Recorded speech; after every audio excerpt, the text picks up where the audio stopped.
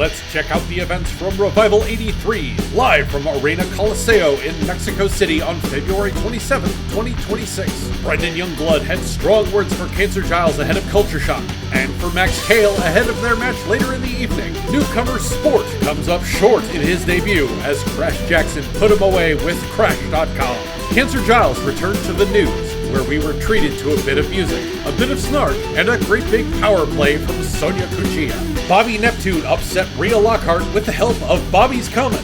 A tag team challenge turned into a joke at the crowd's expense when Blaze Claymore failed to appear. Kale, Darkley, and Cuchilla all had a good laugh, but the joke was on them when Blaze Claymore suddenly arrived. Tal got a greeting of respect, after a fashion, from Ivan Stanislav, and an apology from Brian Dawkins. He accepted the latter. Satan Jones interviewed Rhea Lockhart for his livestream mere moments after her match.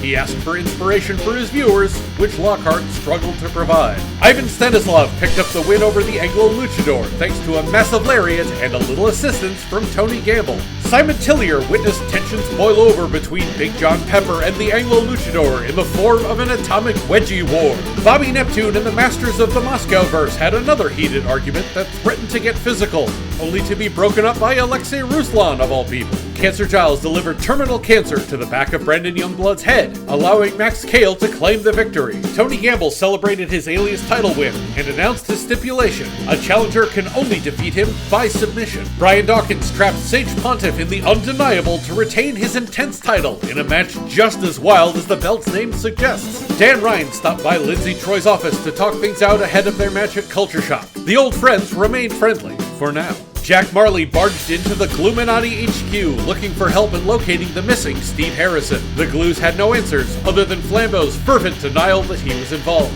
Another title match between these two factions was overtaken by Anarchy, but when Scott Hunter applied the figure 4 on Rob Williams, it was Vay Victus who walked out with the gold. Angelica Brooks interviewed Chandler Sonda, who was determined not to let his recent losses bring him down. That led him to call out Brandon Youngblood. They were on the same page for Prime at large, but then the model citizen laid out a challenge to the Tower of Babel at Culture Shock, and Youngblood was on the same page for that too. Cecilworth Farthington and Cancer Giles crossed swords before the main battle, scoring points off each other with cutting remarks. A rundown of the Universal title's history, showcasing the array of legends who have held it. In the main event, after a wild affair that saw Elvis Nixon obliterated by terminal cancer, the King of Cool had the match in hand until Brandon Youngblood came to return the favor from earlier in the night. He laid a massive beatdown on Cancer Giles, one that could only be stopped by the returning King of Conquerors, Coral Avalon. In the confusion, Cecilworth Farthington snaked Giles with a roll-up to complete his 6th successful title defense. Right after the match, Flamberge made his appearance to congratulate his glue mate, but also to warn him about what was coming. In 1 month, these two will go to war over the Universal Championship. That's all the action from ReVival 83, brought to you by Prime, #1 by definition.